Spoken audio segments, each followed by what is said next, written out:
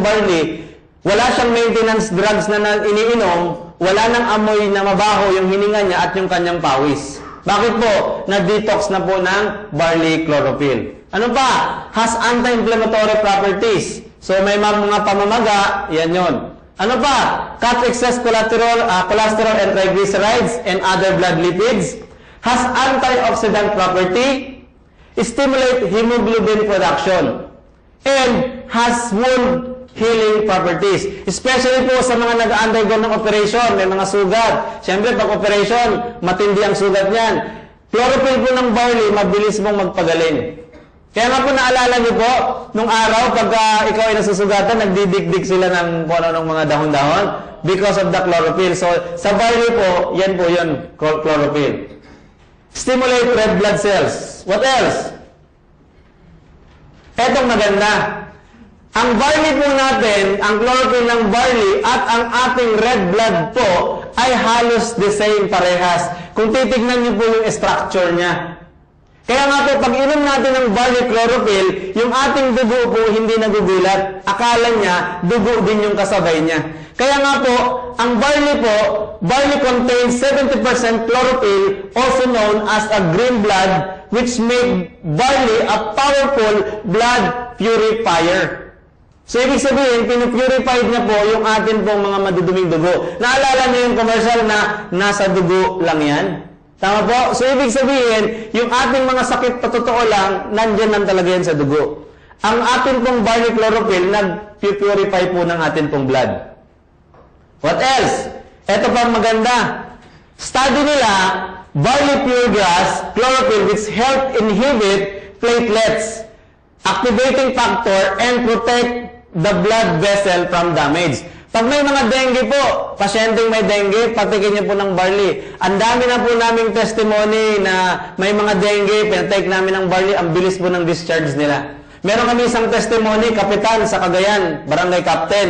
Anong nangyari? Pinatake ng isang box na ganito, binentahan ng distributors. Kaya lang ang problema po, ilang sachet pa lang nagamit ng mga dalawa, binabalik yung product kasi wala daw effect. Binabalik. Sabi ng distributors, kapitan, ituloy nyo lang po. Alam niyo po, nung halos kalahati na yung box na maliit, mga 4 or 5 sachet na, nag-text, nag-thank you. Bakit? Na-discharge na yung anak niya. Gumaling na sa dengue. Tama po? So, palakpakan ng mga ganyan. Okay. Isa pa. These substances are even effective throughout the microcirculatory system, protecting the small vessels from damage. Napansin niyo po, pag ang isang may dengue patient, bata yan at medyo lumala na, dumudugo ang ilong. Tama po? Bakit? Kasi bumuputok yung small vessel nila sa nose. Taking barley po, napoproteksyonan po yung mga small vessels. Bakit po? Chlorophyll din po ng barley. Sino na sabi niyan? Ako? Hindi po. George Washington University. What else? Ito pang maganda. Take note. Kaya tayo nagkakasakit, sa totoo lang po, kasi ang ating pong katawan nagiging acidic. Kasi yung mga kinakain natin, puro acid na. Sinabayan mo pa ng stress, naging acidic ka na. Ano yung mga acid food na yan? Ito yun. Cigarettes, soft drinks, white flour, etc., etc. Red meat, over-exercise. Paano ka ngayon gagaling? Dapat po, ma-alkalinize yung body mo. Paano ka ma-alkalinize? Simple lang po. Taking barley, high alkaline, number 1. Saan ang galing yan? Galing po yan ng New Zealand research. So, ang barley po, highly alkaline. Okay? What else? Etong maganda. Take note ito. Take note. Bakit po? Maraming food supplement sa market ngayon. Tama po ba? Okay. Lahat po ng food supplement, maganda po yan. Malalaman mo kung gaano kaganda ang isang food supplement based po sa taas ng kanyang ORAC value. Bakit po? Ang ibig sabihin ng ORAC value, oxygen radical absorbance capacity or antioxidant. Bakit ka bumibili ng produkto na yan? Because of the word antioxidants na Pond's is 5,770 antioxidant. Ang raisin, it's 2,830. Ang kale, it's 1,700. Ang kale po, kamag-anak po ito or variant po ito ng repolyo. So, 1,770. Spinach na raw, 1,260. Bakit po raw? Kasi pag niluto mo, 90 to 100% wala na pong nutrients. Kaya kailangan talaga natin ng food supplement ngayon. Kaya lang, anong good food supplement? Ito maganda. Ang barley grass po, it's 25,500 ang kanyang food supplement. Sa Manila, na may mga cancer, tinataningan na ng 3 months, 6 months, awa ng Diyos, napapatayo natin because sa barley po, napakataas ng kanyang antioxidant. Tama po? Diyan saan ba nang galing yan? Baka kayo lang gumawa niyan. Hindi po. Galing po yan sa USDA, United States Department of Agriculture. Ito po yung listahan. Kinuha natin yung pounds, yung kale. Ang barley grass po, it's 25,500. Okay po? Hindi tayo nag-iimbento. Now, cancer. Ang cancer ngayon, 5-5. Tama po? Ang daming may cancer ngayon. Ang tanong, naniniwala ka ba na meron tayong cancer cells? Yes. Pero sa Bible, wala. Kasi sabi dun sa Genesis, we will create man according to our image and likeness. Kaya lang, bakit tayo nagkaroon ng cancer cells? Kasi sa dami-dami po ng free radicals, pumasok sa katawan natin, naging cancer cells. Kaya kung meron kang cancer cells, meron kang good cells. Tama po? Tama. Etong tanong, sino sa dalawa ngayon ang inaalagaan mo? Cancer cells ba or good cells? Uy, galing ah. Very good. Kasi may sumasagot, good cells daw. Sabi ko, sige nga, question number 1. Ang soft drinks ba, pagkain ng cancer cells or good cells? Cancer cells. Inihaw na may uling-uling? Cancer cells. Food preservative, food coloring? Cancer cells. Prutas at gulay? Good cells. Could you imagine, sa araw-araw na ginawa ng Diyos, lagi mong pinapakain ang cancer cells mo. Tama po?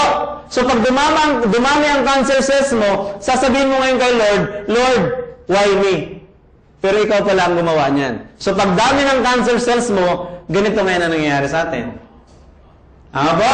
So reaction po ito ng pagdami ng cancer cells natin sa katawan. And tanong, Jun, paano pa yan kung meron ng ganyan? Ang dami naming testimony ganito po, awa ng Panginoon, gumagaling sila. Question ngayon, ito. Simple lang po kung bakit ka nagkaroon yan. Simpleng-simple. Hindi mo kailangan maging eksperto, hindi mo kailangan maging scientist. Pagbagsak lang ng iyong immune system. Tanong, Jun, ang barley ba, gamot ba yan sa cancer? Hindi po. Ganito po magtrabaho ang barley. Barley grass versus cancer cells.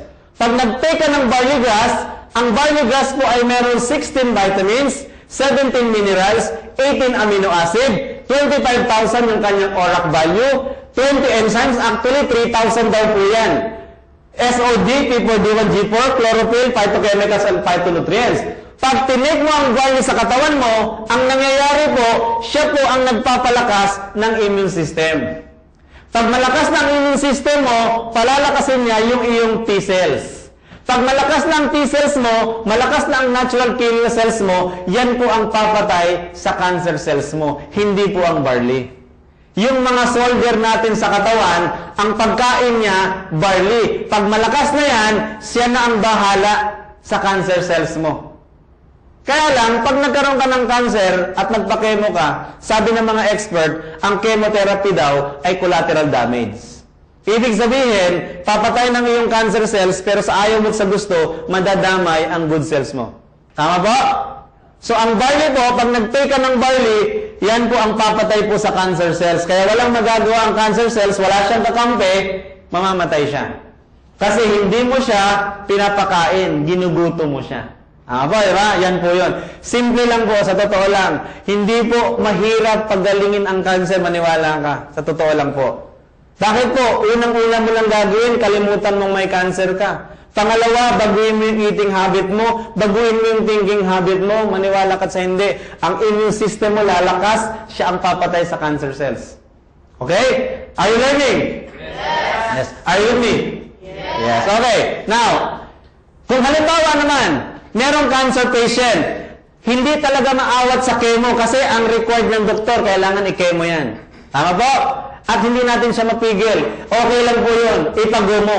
Pero, patikin mo po siya ng barley. before and after. Why? Si Dr. Hagiwara at si Dr. Hota po, nagkaroon po ng research. Ang ginawa nila sa test, yung daga, pinadaan nila sa radiation therapy or treatment without barley. Yung daga po is slowly repaired tapos namatay. Anong ginawa nila? The next rat, nagkuha sila ulit, pinadaan sa radiation, but after the radiation test, pinag-barley nila. Second time faster, na-repair yung daga, yung rat. The next rat, pinadaan nila ulit sa radiation, but this time, pinag-barley muna nila. Anong nangyari? 3 times faster ang repair. Kung meron kang kamag-anak, meron kang kaibigan na nagpapakemo, patikin mo ng barley before and after the test. Maniwala ka sa hindi, tuloy-tuloy mo yung painumin, hindi siya makaka-encounter ng mga side effect against chemo, against radiation. Yan po yun. Test po yun nila Dr. Hagiwara. Okay, ano pa? Ang barley natin ay merong insoluble fiber. Promote a healthy digestive tract, reduce the risk of cancer affecting it, especially the colon cancer. Ang dumi na ng bituka mo, paano mo lilinisin yan? Barley po. Magaling po ang barley natin because the insoluble fiber. What else? Arthritis. June, magaling ba yan? Yes. Bakit po? Ang barley po ay merong organic sodium. Anong trabaho ng organic sodium? Which dissolve calcium deposit on the joint. Yung mga tao daw na merong arthritis sa abroad, sa Amerika o kaya sa Pilipinas, nagtitake sila ng celery juice. Bakit po? Kasi ang celery juice po may organic sodium. Ilan? 28 milligrams per 100 grams. Compared to barley, ang barley po ay 775 organic sodium per 100 grams. Kaya mas mabilis po gumagaling yung meron pong arthritis. Bakit po? Mataas po yung kanyang organic sodium. Eh, Jun, paano yun? Nag-take ako ng barley na maga.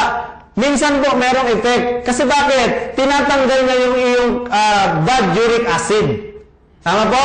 So, tinatanggal na. Siyempre, pag kinakalkal mo yan, merong mangyayari something. Pero huwag kang mag-alala. Ituloy nyo lang po, 1 day, 2 days, 3 days, mawawala yon ang pamamaga. Why? Ang barley po ay meron pong anti-inflammatory. Yan po ang maganda. Kompleto po ang barley. What else? Diabetes. Ang dami pong may diabetes ngayon. Ang dami naming testimony na yung kanilang maintenance mo totally nawala. Umiyak pa nga yung isang lalaki, nag-testimony siya sa opisina na yung kanyang diabetes, tinanggal na ng doktor yung maintenance drugs niya. Nag-take siya ng capsule naman ang tinik niya, barley capsule. So maganda po ang barley sa may diabetes. Bakit po? Meron po siyang chromium. Anong trabaho ng chromium? Ang trabaho ng chromium, increase the ability of insulin to bind to cells and lead to increase the insulin sensitivity of the body tissue. At ang insulin po ay travel guide. Tinutulungan niya yung insulin travel guide para pumunta sa dapat puntahan. What else? Chromium does lower the blood sugar and insulin level in type 2 diabetes. So yan yun. Eh paano dun kung ang tao ay hindi na siya, ang kanyang pancreas hindi na nagre-release ng insulin. Kaya insulin dependent na. Ang maganda sa barley po, meron pong vanadium. Ang trabaho po, insulin-like action. Vanadium may active insulin receptor, making the cell more receptive to the insulin. Vanadium result in the decrease of blood sugar level. Yan po, kaya maganda po ang barley. Actually po, marami pa pong component ang barley. Sa mga apply nyo, sa mga sponsor nyo, humingi kayo o bumili kayo ng flyers, nandun po yung component po ng barley. Yan.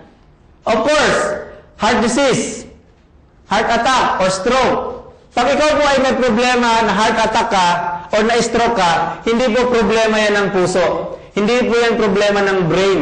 Problema po yan ng ugat. Bakit po? Nung bata ka pa, yung ugat mo malinis, walang nakabara. Tama po? Simula nung nagkaedad ka na at umihingi ka ng pagkain sa magulang mo, ganito nang nangyayari sa ugat mo. Ano pong masarap sa lechon? Balat. Anong masarap sa fried chicken? Anong masarap sa itlog? Balat? Hindi po. Sabi nga nung iba, kamutin daw eh. Diba? Anong masarap sa alimango? Balat? Hindi po, yung aligi. Tama po? So lahat po yan, cholesterol, so bumabara na ngayon yan sa ugat mo. Pag bumara na yan, anong gagawin sa'yo? High blood ka na. So ganyan po yun, dapat wag po nating dedmahin. Lalong-lalo na po sa mga distributors po. Dapat, sabi nga, dapat ikaw ay maging produkto ng iyong produkto. Tama po? Ikaw muna, ayusin mo yung sarili mo. Kasi pag inatake ka, ganito ang gagawin sa'yo. Emergency. Tutusukin ka, hihiwain ka ng laser, at pagkatapos, lalagarin yung ribs mo. Kasi matigas eh. Tama po? Bubukakain ng mga doktor yan, at pagkatapos, jadjakan pa nila yan. Ang pinaka-worst, tutusok-tusukin nila ng tubo yan. Ang tawag po dyan, open heart surgery. 1 milyon, 2 milyon, 3 milyon ang bayad niyan. Depende yan sa ospital. Etong malungkot. Bago kayo operahan, ang iyong loved ones papipirmahin ng waiver. Ibig sabihin ng waiver, patay o buhay, bayad ka. Tama po? At pag namatay ang pasyente, wala silang pananagutan. Ganun po ang waiver. Okay? So ngayon, para hindi ka maoperahan, take barley. So, taking barley po, napakaganda po. Bakit po? Tutunawin niya yan. Paano mangyayari yun? Bakit po? Ang barley po, meron siyang enzymes. Anong trabaho ng enzymes ng barley? Enzymes that decompose fats in our body. Especially sa mga nagre-reduce, ituloy mo lang yung barley. Wala namang magic na overnight eh. Ituloy mo lang, mapapansin mo talaga mag-slim ka. Bakit po? Iniunti-unti ng barley, tanggalin yung mga fats deposit natin. And of course, may chlorophyll, which causes excess cholesterol and triglycerides and other lipids. Soluble fiber, which help metabolize the fats, cholesterol, and carbohydrates. SOD, aids in the maintaining of the damaged heart tissue. Kung ang atin pong heart na damaged na, ang magre-repair po niyan yung SOD. Amino acid, ganito po yun. Ang atin pong, pag tayo po ay may hypertension, ito po yung ating ugat. Tama po? Sa dami na po ng cholesterol dyan, ano mangyayari? Yung atin pong dugo, hindi na nakadali ng tama. Pag tayo ay niresetahan ng doktor ng Carci block, Neo block, Halo block, Mono block, ang trabaho po niyang mga blockage na yan, pang-expand lang po ng iyong ugat. Yan po yun. Tapos po, dadaloy na yung dugo mo. Kaya lang, 8 to 12 hours po, bumabalik siya ulit. Pagbalik niya, inom ka na naman. Tama po? E paano kung nanood ka ng sine? Masyado kang excited. May sikip ang dibdib mo. Kinapa mo yung iyong gamot, hindi mo makapa, dead ball ka. Tama po, di ba? Ang trabaho po ng arginine, keep the blood vessel elastic. Bakit po? Palalambutin niya yan. Kasi sa synthetic daw, sabi ng mga expert, habang pababa ng pababa, pataas ng pataas, parang spaghetti, no? Pababa ng pababa, pataas ng pataas, pumuputok daw yan kasi nagiging marupok. Ang arginine po ng barley, keep the blood vessel healthy. Ano pa? Due to the formation of pro-collagen type 4, which prevent formation of plaque. Katulad kanina yung inoperahan, piniprevent niya yung pagpo-form ng plaque, atherosclerotic plaque in the blood vessel. Take barley. Ito pang maganda. Ang barley po, may vitamin C. Keep the blood vessel healthy. Ito pala yan. Sa totoo lang pala, hindi pala totoo, cholesterol talaga ang nakakamatay. Bakit po? Napansin niyo ba? Halos ang inaatake sa puso, hindi matataba. Mga payat. Tama po? Bakit po? Kasi po, kaya pala dumadami ang cholesterol natin dito, kasi ang ugat natin, nag-crack na nasugat.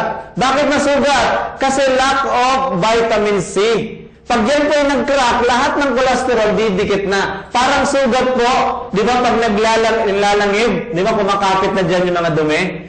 Pag ikaw po ay mayaman sa vitamin C, mahihil po yung sugat mo sa ugat, yung mga cholesterol na kinain mo, dadaloy lang yan dyan, ilalabas lang po.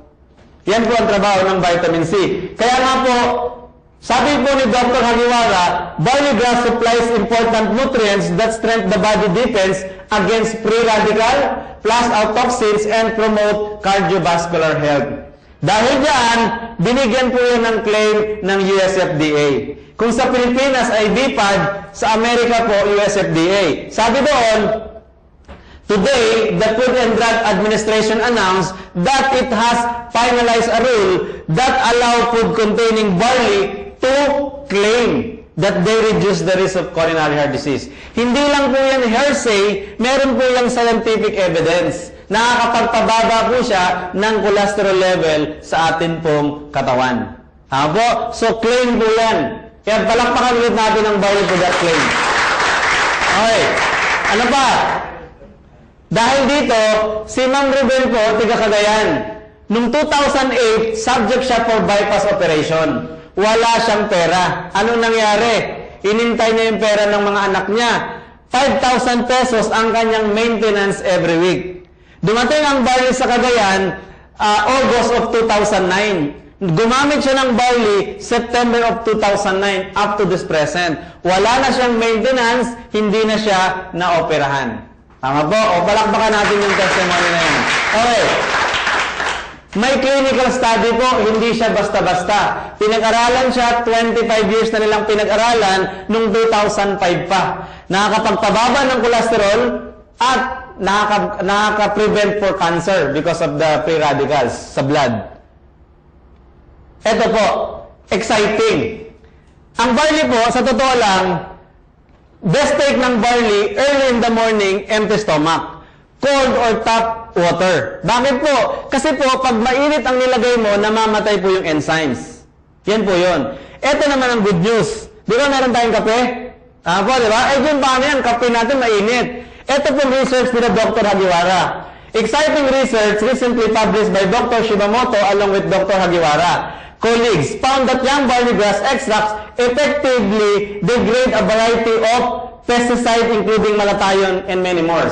Sabi niya doon, Hagiwara previous finding that barley grass juice ability to break down malathion, its loss when barley grass is heated in 120 degrees centigrade. Most likely due to destruction of enzyme activity by heating, further research into the manner in which barley grass juice degrades pesticides and other toxins underway. So, ibig sabihin, pag nag-take ka ng barley, coffee natin, lahat ng mga toxin dyan, lahat ng mga pesticide na na-accumulate natin, ilalabas ng barley yan. So, palakpakan natin ang barley, wala siyang mawala. Bakit po? Di ba naalala nyo, pag kumain ka ng hilaw na kamatis, vitamin C yan. Pero pag kumain ka ng lutong kamatis, lycopene yan. Tama ba? So, ganun po yun. Pag na-breakdown po yung enzymes, ganito ang nagiging trabaho ng enzymes. But of course, kung may cancer ka, unahin mo munang mag-take ng barley sa morning. Cold or tap water. Yan po yun. Okay. Yan po yung research ni Dr. Hagiwara. Now, hindi po tayo basta-basta nagsasalita lang na wala tayong reference. Ang barley po ay pinag-aralan po sa Hagiwara Institute of Health, pinag-aralan sa Japan Research Association, Japan Office of Science and Technology, Japan Food Analysis Center. Dahil dyan, binigyan po yan ng Japan Prestigious Science and Technology Award. Pinag-aralan din po ang barley sa Washington, D.C., pinag-aralan din po sa Taipei, Taiwan, at pinag-aralan din po sa China. Yan po ang barley grass. Palakpakan po natin. That's why ang barley po ay recognized by science as the most nutritious of all plant foods. Meron siyang vitamins, minerals, amino acid, protein, chlorophyll, enzymes, phytonutrients, and phytochemicals that our bodies required for proper functioning of organs and immune system. Meaning, yan lang po ang kailangan ng ating katawan para makaiwas po tayo sa mga serious diseases.